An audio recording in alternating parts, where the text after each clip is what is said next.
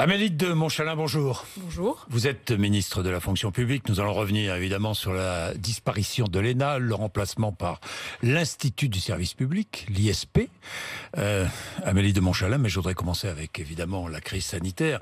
Plus de 10 millions de Français ont reçu une première dose de vaccin et parmi eux, des Français jeunes, souvent des fonctionnaires, qui ont reçu une première dose d'AstraZeneca. Des fonctionnaires qui doivent recevoir une seconde dose. Alors, vont-ils recevoir une seconde dose ? Ils ne pourront plus recevoir une seconde dose d'AstraZeneca puisque c'est interdit aux moins de 55 ans. Alors, quelle seconde dose vont-ils recevoir ? Eh bien, la Haute Autorité de Santé est en train de mettre en place le protocole sanitaire, les médecins également. Et évidemment, ce sera fait de manière sûre, de manière analysée, pour que nous ne fassions prendre de risques à personne. Depuis le début de cette crise, on a deux objectifs. Protéger la vie des Français et le faire en transparence. Nous avons dans cette crise, et je suis en tant que ministre de la Transformation publique, jamais publié autant de données en toute transparence, tous les jours, sur tous les sujets. Alors, et donc, Amélie de évidemment, Montchalin, les avis scientifiques, les avis médicaux seront publiés et seront suivis. Donc, ces personnes-là seront vaccinées avec Pfizer ou Moderna. Seront vaccinées avec les vaccins qui correspondent à leur ARN âge, messager, à leur risque et correspondront aux préconisations sanitaires. Je ne suis pas, vous voyez, la ministre de la Santé. Non, mais d'accord. Et d'ailleurs, je pense qu'il est très sain. Mais il vient de le dire, hein, vous pouvez le dire. Il est très sain que les ministres, il y a des décisions qu'on prend, et il y a des choses qui ne sont pas du ressort du politique. Vous dire quel vaccin on doit choisir, ce n'est pas mon métier. Enfin, il n'y en a que deux autres. Hein. Et donc, évidemment, ce seront des vaccins, d'abord indisponibles, et de sûrs, adaptés à l'âge des personnes donc, vaccinées. ARN messager, puisqu'il n'y en a que deux. Tout à fait. Tout à fait. ARN messager, quand ? Très vite ? Alors, aujourd'hui... Parce que je pense que c'est personnel. 600 000 personnes, à peu près. Qu'est-ce qui s'est passé hier ? Deux choses.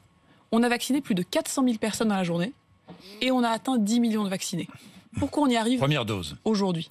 On y arrive aujourd'hui parce que les usines produisent, parce que d'ailleurs aujourd'hui...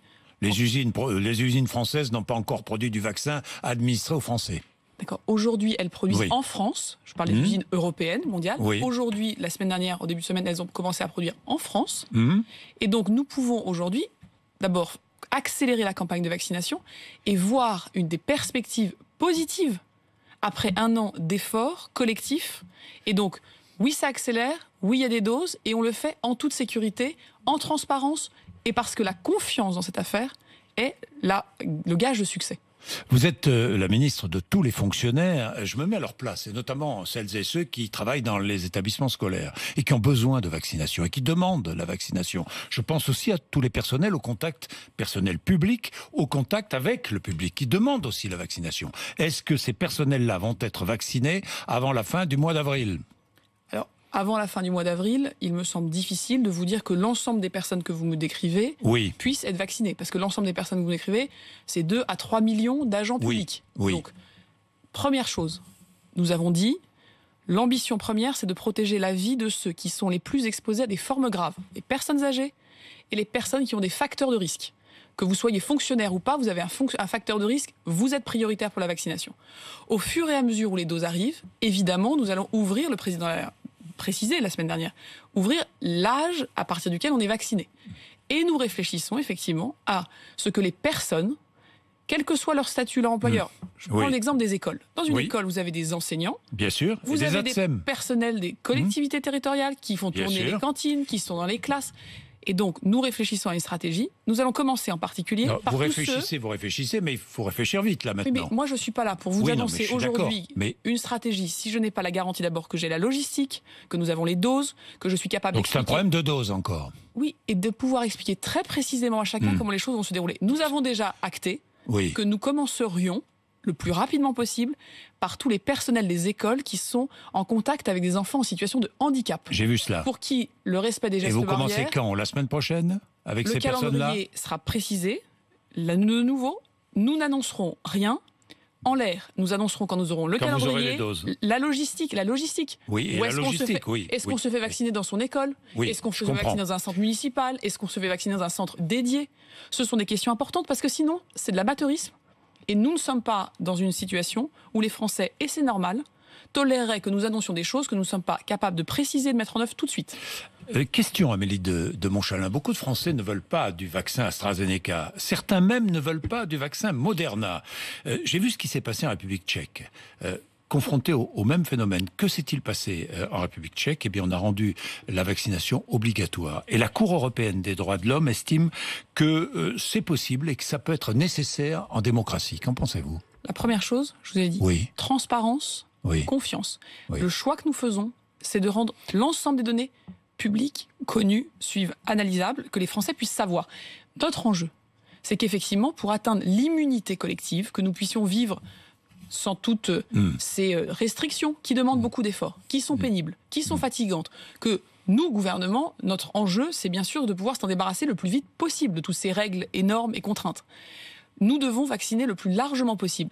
Nous n'y arriverons pas dans notre pays par la contrainte, mais il faut qu'on soit bien conscient que ceux et celles qui, à un moment donné, nous diront « Oh, j'ai pas très envie, c'est pas pour moi, je fais pas confiance », ils seront potentiellement dans une situation où ils mettront en danger à la fois la reprise collective. Justement, parce qu'il y a ce risque social, ce risque de manque de solidarité sociale. Mais c'est pour ça que... Est-ce qu'il ne faudra pas, à un moment donné ou à un autre, rendre la vaccination obligatoire? Je vous pose la question. C'est un débat. Moi, je pense que si on a un enjeu de solidarité, si on a un enjeu de cohésion, si on a un enjeu de reprise, eh bien, c'est un enjeu qu'il nous faut traiter en tant que société. Donc, rendre obligatoire la vaccination. Et faire le pari de la responsabilité. C'est pas un pari qu'on fait en l'air. Nous croyons tous les jours, et on le voit. Vous savez, on nous a dit on est un pays où les règles ne seront pas respectées. Les Français sont des gens libres. On est un pays où les règles sont respectées, même quand elles sont pénibles, même quand elles sont contraignantes. Vous le voyez aujourd'hui. On fait des efforts. Le télétravail, au départ, c'était difficile. Aujourd'hui, dans les administrations, je vous donne un exemple. 58% des agents sont en télétravail. 58% aujourd'hui. 18% dans les ministères centraux. 78% des agents publics des ministères centraux sont aujourd'hui en télétravail. C'était impossible, c'est évidemment contraignant. Ce que je veux vous dire, c'est que la responsabilité, c'est ce qui nous guide. Si on ne fait pas le choix de la responsabilité individuelle et collective, alors ça veut dire qu'on n'est plus en démocratie, et ça veut dire que dans ce cas-là, on prend un tournant de gestion de notre pays qui, à mes yeux, est dangereux. La responsabilité, la solidarité sont les maîtres mots. Il faut qu'il y ait la confiance. Et la confiance, ça ne se décrète pas. C'est la transparence. C'est le fait que quand on a des doutes, on le dit. Dans tous les cas, nous continuons à agir en ce sens. Le débat sur la vaccination obligatoire sera peut-être ouvert. C'est pas impossible. Amélie de Montchalin. Les choses vont émerger. La société aussi va se poser des questions. Exactement. Bien. Est-ce qu'il faut rembourser les autotests? Est-ce que la sécurité sociale doit rembourser les autotests? Alors, les autotests seront potentiellement remboursés pour des personnes qui doivent se tester très souvent dans des circonstances difficiles. Ce sera, les fonctionnaires, par exemple. Pas forcément les fonctionnaires, mais par exemple des gens qui vont travailler à domicile chez des personnes âgées. Oui. On a une réflexion sur le sujet. Donc il y aura remboursement. Il y aura remboursement de ces autotests. Pas pour tout le monde. Pour certaines personnes, peut-être. Mais vous savez, aujourd'hui, nous sommes le pays d'Europe et du monde qui testons le plus par habitant, 4 millions de tests par semaine, au coin de la rue, remboursés par la sécurité sociale.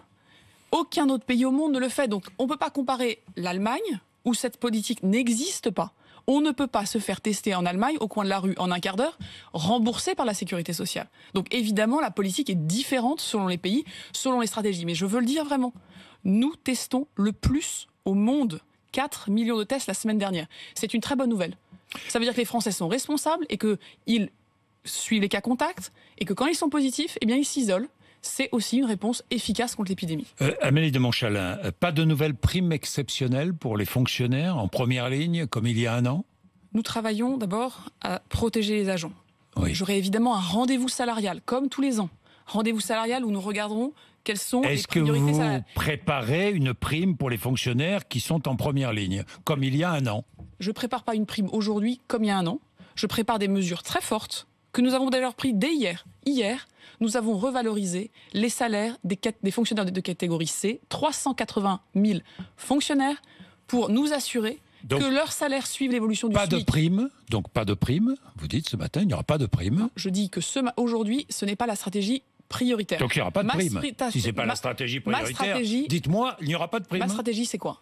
Égalité entre les hommes et les femmes. Oui. S'assurer que le début de carrière est assuré. On le fait dans l'éducation, on a fait le Ségur de la santé. S'assurer qu'on travaille sur les petits salaires dans la fonction publique. On a commencé hier 380 000 agents. Très bien. C'est une discussion que je mène avec les organisations syndicales de manière rapprochée. Il y aura ce rendez-vous. Il y aura des revalorisations? Il y aura des revalorisations. qui seront des choix que nous faisons parce qu'il y a des priorités, parce que la crise montre des inégalités. Et donc moi, je suis une ministre qui travaille dans la concertation. Bon. Je ne vais pas annoncer revalorisation, à votre micro, notamment des petits salaires, mais pas de prime. La prime, elle pose beaucoup de questions. À qui, comment, pourquoi certains, pourquoi pas d'autres. Vous l'aviez versé. Donc, la première chose, c'est je dis pas non. Je dis que ça se fait dans la concertation. Bon. Sinon, ça veut dire que je serai là à vous annoncer des choses qui n'auraient pas été travaillées, pas été analysées. Ce n'est pas comme ça que je travaille. Amélie de Montchalin, élection régionale et départementale, il y a débat, hein. Il y a débat au sein de la majorité, au sens large. Richard Ferrand est pour le report, François Bayrou est pour le report, et vous ? Moi, je suis pour le fait qu'on ait ce débat, qu'on demande aux maires s'ils sont capables d'organiser les élections. Moi, je suis engagée pour les élections régionales en Île-de-France. Je sais. Je pense que c'est un moment démocratique majeur, parce que c'est important de pouvoir... Vous êtes favorable au report ou pas ? Moi, je suis favorable parce qu'il y a un débat, et j'aimerais que les élections se tiennent. Qu'elles se tiennent dans de bonnes conditions, sans polémique, que chacun prenne ses responsabilités, qu'on ne refasse pas le sketch et le match du mois de juin et du mois de mars dernier, où il fallait les tenir à tout prix, puis finalement, il aurait fallu les annuler à tout prix. Donc, il faut qu'on soit très conscient, très sérieux. Moi, je pense que ces élections doivent avoir lieu, le plus tôt possible, telles qu'elles sont prévues, mais dans des conditions où on peut les organiser en confiance et en responsabilité. Suppression de l'ENA, c'était une promesse d'Emmanuel Macron. Il tient sa promesse, on est bien d'accord. Suppression de l'ENA et remplacement par un nouvel institut du service public, l'ISP. Mais quelle sera la différence ? Est-ce qu'on ne crée pas un nouvel ENA, en quelque sorte, Amélie de Montchalin ? Vous savez, l'ENA est née en 1945. Oui, dans une période où la France sortait de deux guerres, était à reconstruire. Et le but, c'était de faire émerger une élite qui puisse reconstruire le pays. Et le choix qui a été fait à l'époque, c'est de créer l'ENA. On est 75 ans après. Les défis ne sont pas les mêmes. On est dans une crise sanitaire. On a devant nous des chocs majeurs. Le choc climatique. On a des bouleversements technologiques majeurs, numériques. On a des enjeux, on le voit aujourd'hui, sur notre défense de notre modèle républicain, sur la laïcité. Le monde a changé. La France est un État qui s'est construit. La France, est un pays qui s'est construit autour de son État. L'État, la nation, la France sont des choses qui marchent ensemble. La France a changé, le monde a changé, les défis ont changé. Ce que notre État doit apporter aux Français a changé. Et donc, qu'est-ce que nous faisons ? Nous refondons ce modèle de 1945. Nous ne disons pas qu'il y a des boucs émissaires. Nous ne sommes pas là pour faire la guerre à quiconque. Nous ne sommes pas là pour porter l'opprobre sur les uns les autres. Nous sommes là pour refonder en profondeur un modèle. Vous refondez avec un nouveau modèle, donc ? Un nouveau modèle du début à la fin. Alors, quelle sera la différence ? D'abord, il n'y aura plus d'emploi à vie ? D'abord, les fonctionnaires ont la garantie de l'emploi. Bon, ça on n'y touche pas. En revanche, il n'y aura pas des carrières tracées par un classement qui concerne 80 personnes qui se battent pour 15 postes, mais qui ne sont pas des postes tout à fait, qui sont des carrières. Et qui font qu'aujourd'hui, l'ENA d'aujourd'hui, la moitié de ceux qui sortent de cette école exercent comme premier métier, et parfois comme métier toute leur vie, des métiers d'inspection, de contrôle et de jugement. Alors pour clarifier les choses, qu'est-ce qu'on fait ? D'abord, on ne recrute plus les mêmes personnes. On va faire émerger une nouvelle génération de jeunes, talentueux, méritants, boursiers, qui sont à l'université, qui ont fait des études très variées et qui seront préparés dans de bonnes conditions à ces concours. Nous réouvrons socialement, territorialement, l'ensemble de la jeunesse méritante de son pays. Des écoles du service public. À sa place, au concours des écoles de service public. Ensuite, on forme différemment. On ne peut pas aujourd'hui considérer que sur des sujets aussi importants que la laïcité, que la transition écologique, que le numérique, que le rapport à la science, on vient d'en parler pendant plus de 10 minutes, sur comment le scientifique, le politique, l'administratif se parlent. Sur des sujets comme ça, d'abord, qu'il n'y ait pas de formation approfondie, exigeante, qui crée de l'excellence, mais surtout que, aujourd'hui, le directeur d'hôpital, l'administrateur d'une collectivité territoriale, le sous-préfet, le magistrat, ils ne sont jamais formés ensemble. Donc cet institut du service public, c'est plus une école pour 80 élèves qui sont classés pour choisir 15 carrières qui leur permettront de juger, de contrôler et inspecter le pays sans être passés par le terrain. C'est un institut qui va former des milliers de jeunes hauts fonctionnaires et de moins jeunes. Ça va faire de la formation continue. Dès la rentrée prochaine ? Ça va faire un tronc. Dès la rentrée prochaine. Il y a le à Strasbourg, toujours. Dès la rentrée de la prochaine promotion, qui passera ce concours qui sera ouvert donc à des étudiants boursiers de toutes les universités, eh bien, ils auront un tronc commun à toutes les écoles de service public de l'encadrement supérieur. Ils auront, ensuite, on va investir dans la formation continue. Et puis surtout, les carrières vont être différentes. C'est ça l'enjeu.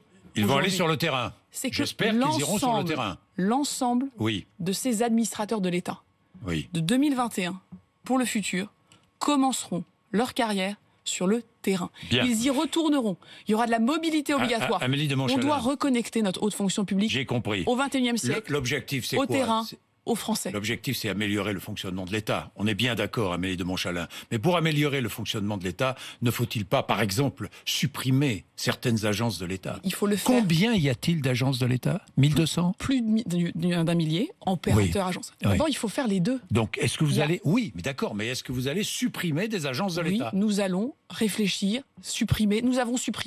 Nous avons déjà supprimé un tiers de ce qu'on appelle les commissions Théodule. Très bien. Les agences de l'État, les commissions Théodule. Bon, mais les agences de l'État, est-ce que vous allez en supprimer? Oui, on va supprimer, on va redonner la cohérence. Près quoi? Un tiers? Je ne vais pas vous donner un chiffre là non plus. Oui. Il faut faire les choses précisément, parce que sinon, vous voyez, on donne des symboles. On n'est pas dans le symbole, on est dans l'efficacité. Comment? Vous savez, un haut fonctionnaire, c'est quoi? C'est une personne qui s'engage pour faire vivre les valeurs de la République et pour appliquer des politiques. C'est tout notre logiciel d'action publique qu'on doit changer. Comment on le simplifie, comment on le rapproche du terrain, comment on fait confiance aussi aux agents publics, comment le politique pilote prend ses responsabilités. Ça, c'est notre enjeu. Et donc notre réforme, c'est une réforme d'efficacité, c'est une réforme de responsabilité. Parce qu'on va évaluer, au cours de la carrière, ces hauts fonctionnaires. Il n'y aura plus d'emploi à vie et de carrière toute tracée. Moi, j'ai un appel à lancer à la jeunesse. C'est méritocratique de dire les choses ne sont pas tracées à 25 ans par votre classement. Parce que vous avez des gens très performants, très méritants, qui aujourd'hui ont dit « Vous ne pouvez pas accéder à ce poste parce que vous n'appartenez pas au bon corps, parce que vous n'avez pas été bien classé à 25 ans. » C'est injuste. Les fonctionnaires, les hauts fonctionnaires, sont des hommes et des femmes engagés. Aujourd'hui, ils voient bien que tout ne fonctionne pas toujours bien, que nous devons changer les choses, qu'il faut s'attaquer aux structures, qu'il faut beaucoup plus se connecter aux enjeux du monde du XXIe siècle, du monde des Français, du terrain. Et c'est une réforme positive. J'insiste sur ce point. C'est une réforme positive. Amélie de Montchalin, je vais revenir sur EDF, parce que ça vous concerne, la réorganisation d'EDF. Mais juste une question sur cette image d'Ursula von der Leyen. Vous êtes une femme politique. Est-ce qu'elle a subi un affront sexiste à Ankara? Elle a subi ce que beaucoup de femmes politiques vivent. Oui. Parfois tous les jours. Vous savez, moi, il y a des endroits où je me rends. C'est pas moi qu'on regarde, c'est toujours la personne qui est à côté, qui est en général un homme. S'il est plus vieux que moi, c'est certain. Donc, mais qui le regarde? Je suis invitée, j'arrive quelque part. Parfois, c'est moi qui vais rencontrer quelqu'un. Et parfois, on se tourne vers la personne qui m'accompagne. C'est un sexisme qui n'est pas forcément, dans notre réalité, méchant, politique. Mais parce que la place des femmes en politique, ça c'est acquis. Ça a été compliqué. On n'est pas là depuis longtemps. Et il faut encore souvent qu'on prouve notre légitimité. Donc évidemment, ce qui s'est passé à Ankara, c'est un signe que cette bataille n'est pas finie et qu'il ne faut pas qu'on soit naïf. Certains ont d'autres modèles que nous, notre modèle d'égalité, qui fait que dans ce gouvernement, vous avez la moitié des femmes. Que dans notre groupe parlementaire, j'étais Est-ce que Charles Michel à la commission est un des finances et nous étions une commission des finances pour la majorité. Je pose une question directe parce que paritaire. J'ai été choqué, moi-même, j'ai été choqué par le comportement de Charles Michel. Est-ce que c'est un mufle? Je ne pense pas que ce soit un mufle, je pense qu'il a été très gêné, je pense qu'il s'est excusé, mais je pense que ça nous apporte une vigilance collective. Rien n'est jamais acquis. Et certains peuvent se servir de certains symboles pour faire passer des messages à notre insu. Et il ne faut pas qu'on soit dans ces situations gênés. Bien. C'est un modèle, c'est l'égalité et c'est ce qu'on défend. Et je la défends d'ailleurs pour la haute fonction publique. Qu'il y ait beaucoup plus. La réforme que nous proposons, c'est aussi la possibilité de donner à beaucoup plus de femmes, évidemment. Parité dans les écoles publiques. Parité dans les jurys. Amener beaucoup plus de jeunes filles à préparer ces concours, qu'il y ait beaucoup moins d'autocensure. Il n'y aura pas de quotas. Il n'y aura pas de quotas. Mais vous voyez, aujourd'hui, quand on prépare les concours de la haute fonction publique à l'université, il y a 60% de femmes. Quand on les prépare dans certaines voies plus parisiennes, il n'y a plus que 35% de femmes. Moi, mon combat, c'est que toutes les jeunes femmes de ce pays puissent avoir leur place au service de l'intérêt général. Pas parce qu'elles sont des femmes, parce qu'elles en ont l'envie, parce qu'elles en ont le talent. Mais c'est vrai dans d'autres grandes écoles. Évidemment. Qui seront réformées. Je pense à Polytechnique, par exemple, ou d'autres. J'assure, déjà, vous savez, le grand chantier des écoles de service public. C'est déjà un très grand chantier. On a beaucoup progressé. Nous sommes, juste, Jean-Jacques Bourdin, en 2020, parce que j'ai deux questions à vous poser sur EDF. En 2020, au Conseil des ministres, le président a nommé 42% de femmes.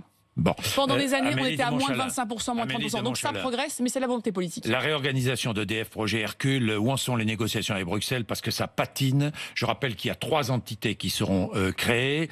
Est-ce que ce projet sera abandonné? Parce que est-ce qu'il sera mis en place avant la fin du quinquennat? Je ne suis ni la ministre. Non, mais vous êtes de l'énergie. Je suis d'accord. Ni la ministre qui conduit les négociations. Donc mais je ne vais pas vous dire aujourd'hui... Vous étiez ministre en charge des Affaires européennes, bien sûr. Amélie de Montchalin, et vous connaissez parfaitement EDF puisque ça fait partie de l'espace public. Mais ce ne sont pas des agents dont j'ai la responsabilité. Je sais. Notre enjeu, c'est quoi? Notre souveraineté énergétique. Je viens de vous parler de la transition écologique. Vous dire à quel point, par exemple, ça allait être mis au cœur de toute la formation de notre fonction publique. Donc évidemment que ce sujet, il est majeur. Comment on fait l'investissement, la transition, la suite du nucléaire. Comment on fait comment on fait la transition de notre énergie vers des énergies renouvelables. Comment on fait des économies d'énergie.